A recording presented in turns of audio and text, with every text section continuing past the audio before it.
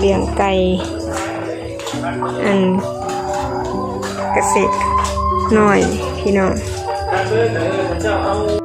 อันคือว่าบ่เป็นหลายปีแล้วบ่ค่อยได้ยินว่าเจ้าเลี้ยงหั่นเนาะอันได้ยินหลายปีเลยเนาะเจ้าเลี้ยงเนาะ2 ปีซะนะมันบ่มีพื้นเนาะเลยเฮ็ดคันบ่แม่นสิไข่บ่ได้หลายจะนอนจะโดดเด้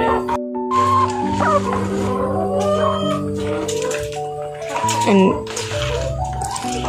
มือละแตะแค่นี้เนาะหักจักโตไก่จ้ะนี่ไก่นี่เนาะไก่ยังอยู่40ตะกี้เป็น100พุ่นแล้วลงเขาพันออกงั้นเด้พันออกแล้วมันไข่มันก็รุดลงตะกี้ได้มื้อนึง3แตะพุ่นแล้วเราลงชุดใหม่ด้วยนี่กับออเดอร์นั่นน่ะมันจำไก่เขาไว้ในโลกบ่เละเอาเนี้ยไปเฮ็ดผู้เดียวเขียนได้ไดพ่อก็เฮ็ดเองเลยบ่บ่เละอันนี้เขาเฮ็ดเองกุ้งเก่งเขาสั่งเขาแล้วประกอบมาเฮ็ดเองเบิดเห็นส่งว่าน้องชายบ่แม่นบ่เพิ่นว่าอีหยังกับไผแหละเขาก็ลืมเราเลี้ยงข้าวเจ้าขายไข่เพิ่นว่าโอ๊ยน้องชายก็เลี้ยงเพิ่นนะซื้อกินในไก่เฮือนหาบ่ฮู้เฮือนเพิ่นอยู่ไสไก่สบายมันเป็นคนเขาซื้อมาแบบมันบ่เนาะช่างนี่ก็ยังบ่พอเขานี่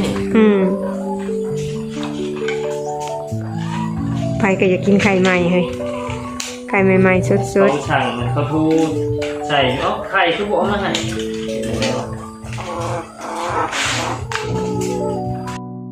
สวยๆแบบมันเริ่มทยอยไข่นะเบิดมื้อต้องไข่แต่ว่ามันเริ่มยุบไข่กับประมาณบ่ายปกติอันจุข่อยเลี้ยงตะกี้ก็เก็บเช้าแล้วก็บ่ายเลี้ยงปล่อยบ่และเลี้ยงครั้งนึงเลี้ยงครั้งนี้คงแบบนี้